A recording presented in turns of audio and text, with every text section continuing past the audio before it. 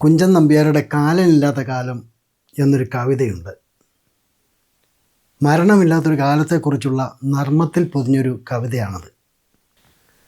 അതുപോലെ മനുഷ്യരുടെ പൂർവ്വവർഗങ്ങൾക്ക് ശബ്ദമില്ലാത്ത അത്തരമൊരു കാലമുണ്ടായിരുന്നു. പിന്നീട് എപ്പോഴോ ഹോമോ ഇനത്തിലെ ആധുനിക മനുഷ്യന് ശബ്ദം കൈവന്നു. വാമൊഴി പാരമ്പര്യം അഥവാ വാമൊഴി കഥ എന്നത് മനുഷ്യ ആശയവിനിമയത്തിൻ്റെ ഒരു രൂപമാണ്. അതിൽ അറിവ്, കല, ആശയങ്ങൾ, സംസ്കാരം എന്നിവ ഒരു തലമുറയിൽ നിന്ന് മറ്റൊന്നിലേക്ക് സ്വീകരിക്കുകയും സംരക്ഷിക്കുകയും വാമൊഴിയായി കൈമാറുകയും ചെയ്യുന്നു. സംസാരത്തിലൂടെയോ പാട്ടിലൂടെയോ ഒക്കെയാണ് കാര്യങ്ങൾ മറ്റുള്ളവരിലേക്ക് പകരുന്നത്. ഒരെഴുത്ത് സമ്പ്രദായമില്ലാതെയോ ഒരെഴുത്ത് സമ്പ്രദായത്തിന് സമാന്തരമായോ തലമുറകളിലൂടെ ചരിത്രം, സാഹിത്യം, മറ്ററിവുകൾ എന്നിവ കൈമാറുന്നതിനുള്ള ഒരു ആശയവിനിമയ മാധ്യമമാണ് വാമൊഴി പാരമ്പര്യം. ഇത് സമകാലിക സംഭവങ്ങളുടെ ദീർഘകാല സംരക്ഷണമാണ്. ഇതൊക്കെയാണെങ്കിലും ഈ വാമൊഴിക്ക് അനുഗുണമായൊരു സ്വരപേടകം നാം മനുഷ്യർക്ക് ഇല്ലാതിരുന്നൊരു കാലത്തെക്കുറിച്ച് ക്രമേണ എപ്പോഴോ അവ രൂപപ്പെട്ടു വന്നതിനെക്കുറിച്ച് ചെറിയൊരു അന്വേഷണമാണ് ഇന്നത്തെ നമ്മുടെ വിഷയം. തീരെ ചെറിയൊരു വീഡിയോ ആണ്, കഴിയുന്നിടത്തോളം മുഴുവനും കാണണേ. നമസ്കാരം. ലോകായനത്തിൻ്റെ മറ്റൊരു വീഡിയോയിലേക്ക് എല്ലാ പ്രിയപ്പെട്ടവർക്കും സ്വാഗതം.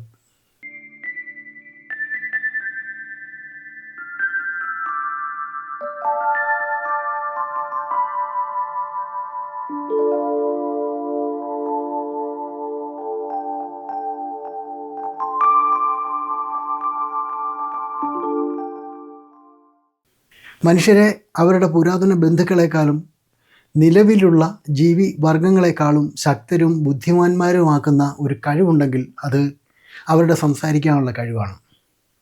ആശയവിനിമയത്തിൻ്റെ അതുല്യമായ കല അവരെ മറ്റേതൊരു ജീവികളിൽ നിന്നും വേർതിരിക്കുകയും പുരോഗതിയുടെയും പരിണാമത്തിൻ്റെയും മേഖലകളിൽ അവരെ ഉന്നതരാക്കുകയും ചെയ്യുന്നു. ഇത് മനുഷ്യകുലത്തെ പരസ്പരം ബന്ധിപ്പിക്കുന്ന ഒരു നെറ്റ് രൂപപ്പെടുത്തുകയും അതിനെ ഭാവിയിലേക്ക് നയിക്കുകയും ചെയ്യുന്നു. എന്നാൽ ഇതെല്ലാം എവിടെ നിന്നാണ് ആരംഭിച്ചത്?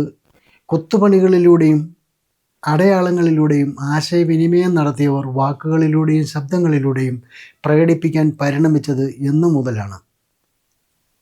നിങ്ങളെപ്പോഴെങ്കിലും ഇത്തരമൊരു ചോദ്യത്തെക്കുറിച്ച് ചിന്തിച്ചിട്ടുണ്ടെങ്കിൽ ന്യൂയോർക്കിലെ റോക്ക്ഫെല്ലർ സർവകലാശാല ഗവേഷകർ നടത്തിയ ഒരു സമീപകാല ഗവേഷണം നിങ്ങൾക്കുള്ള ഉത്തരങ്ങൾ തീർച്ചയായും തരും. ആധുനിക മനുഷ്യരുടെ അടുത്ത ബന്ധുക്കളായ നിയാണ്ടർതാലുകളും ഡെനിസോവന്മാരും പോലുള്ളവർക്ക് സംസാരിക്കാനും കേൾക്കാനും പ്രാപ്തമാക്കുന്ന തൊണ്ടയുടെയും ചെവിയുടെയും ശരീരഘടനാപരമായ സവിശേഷതകളുണ്ടായിരുന്നു. ഈ കഴിവുകൾ പരമാവധി പ്രയോജനപ്പെടുത്താൻ കഴിയുന്ന ഒരേ ഒരു മനുഷ്യൻ ഹോമോ ഇനത്തിലെ ആധുനിക മനുഷ്യരായ നമ്മളാണ്. അവർക്ക് ഭാഷാഗ്രഹണത്തിനും ഉൽപ്പാദനത്തിനും നിർണായകമായ തലച്ചോറിൻ്റെ പരിണാമം സംഭവിച്ച ചില മേഖലകളുണ്ട്. സംസാരത്തിൻ്റെ പരിണാമത്തിന് കാരണമായ ഒരു അതുല്യ ജീൻ, അതാണ് നോവ1. മനുഷ്യരിൽ മാത്രം കാണപ്പെടുന്ന ഒരു പ്രോട്ടീൻ വകഭേദമാണ് ഈ കൗതുകകരമായ വികാസത്തിന് കാരണം. നോവ1 നാഡീവികാസത്തെയും മോട്ടോർ നിയന്ത്രണത്തെയും നിയന്ത്രിക്കുന്ന തലച്ചോറിലെ ഒരു RNA ബന്ധിത പ്രോട്ടീനാണ്. നോവ1ലെ ഒരു ജനിതക പരിവർത്തനം സംസാര ഭാഷയുടെ വികാസത്തെ സ്വാധീനിച്ചിരിക്കാം എന്ന് തോന്നുന്നു. ഇത് ഭാവിയിലെ മനുഷ്യരുടെ ശബ്ദ പുരോഗതിക്ക് വേദിയൊരുക്കി. പ്രോട്ടീനിലെ ഒരൊറ്റ അമിനോ ആസിഡ് മാറ്റം ആദ്യകാല മനുഷ്യർ വോക്കലൈസേഷൻ അനുബന്ധമായ സിഗ്നലുകൾ പ്രോസസ്സ് ചെയ്യുന്ന രീതിയെ മാറ്റിമറിച്ചു. ഇത് സന്ദേശങ്ങൾ പ്രോസസ്സ് ചെയ്യാനും അവയിൽ പ്രവർത്തിക്കാനും ഈ കണ്ടെത്തലിനെ ശരിവയ്ക്കുന്നതിനുള്ള പരീക്ഷണങ്ങൾ നടത്തിയതായി നേച്ചർ കമ്മ്യൂണിക്കേഷൻസ് എന്ന ജേർണലിൽ പ്രസിദ്ധീകരിച്ച ഒരു ലേഖനത്തിൽ പറയുന്നു. റോക്ക്ഫെല്ലർ ഗവേഷകനായ റോബർട്ട് ബി ഡാർനെല്ലിൻ്റെ ലാബിലെ ഗവേഷകർ നോവ1ൻ്റെ മനുഷ്യ വകഭേദം എലികളിൽ നിക്ഷേപിച്ചപ്പോൾ അത് പരസ്പരം കമ്മ്യൂണിക്കേറ്റ് ചെയ്യുന്ന രീതികളിൽ മാറ്റം വരുത്തി എന്ന് കണ്ടെത്തി. കുഞ്ഞെലികൾ അവയെ അമ്മമാരിൽ നിന്ന് വേർപെടുത്തുമ്പോൾ മനുഷ്യ ജീൻ നിക്ഷേപിച്ചതിനാൽ വ്യത്യസ്തമായ നിലവിളികൾ പുറപ്പെടുവിച്ചു. അതേസമയം മുതിർന്ന എലികളിൽ അത് അവയുടെ അൾട്രാസോണിക് ഇണചേരൽ കോളുകളിൽ മാറ്റം വരുത്തി അതുല്യവും വ്യത്യസ്തവുമായ ശബ്ദ പാറ്റേണുകൾ സൃഷ്ടിച്ചു. ഈ കൗതുകകരമായ കണ്ടെത്തലിനെ കൂടുതൽ സ്ഥിരീകരിക്കുന്നതിനായി ഗവേഷകർ നിയാണ്ടർതാലുകളുടെയും ഡെനിസോവന്മാരുടെയും DNA പരിശോധിച്ചു. ഈ പുരാതന ജീവികൾക്ക് മൃഗങ്ങളുടെ അതേ പതിപ്പ് നോവ 1 ആണെന്നും അവർ കണ്ടെത്തി. അതായത് ആധുനിക മനുഷ്യരിൽ കാണപ്പെടുന്ന മ്യൂട്ടേഷൻ അവയിലില്ല.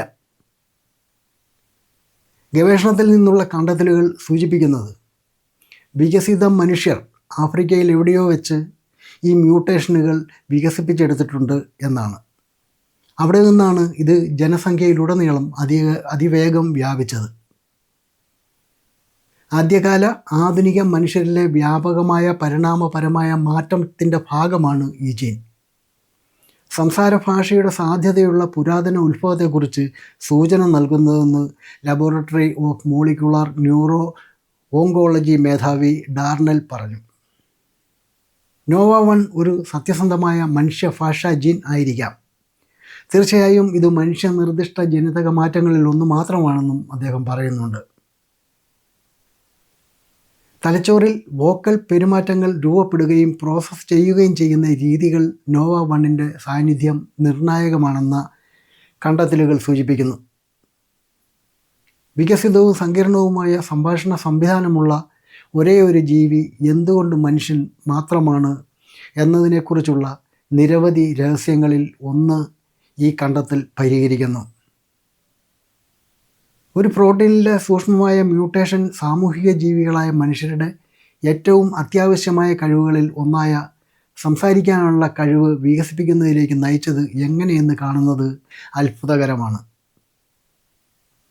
മനുഷ്യർക്ക് മാത്രമേ ഈ അതുല്യമായ കഴിവുള്ളൂ എന്നതിനെക്കുറിച്ചുള്ള പൂർണ്ണമായ പ്രഹേളിക ഈ കണ്ടെത്തൽ പരിഹരിക്കുന്നില്ലെങ്കിലും കൂടുതൽ പഠനങ്ങൾ നടത്താനും പുതിയ കണ്ടെത്തലുകൾ നടത്താനും കഴിയുന്ന ഒരു അടിത്തറ ഇത് അവതരിപ്പിക്കുന്നുണ്ട്. ഈ വീഡിയോ ഇവിടെ പൂർണ്ണമാകുന്നു. മറ്റൊരു വിഷയവുമായി വീണ്ടും കാണാം. നന്ദി.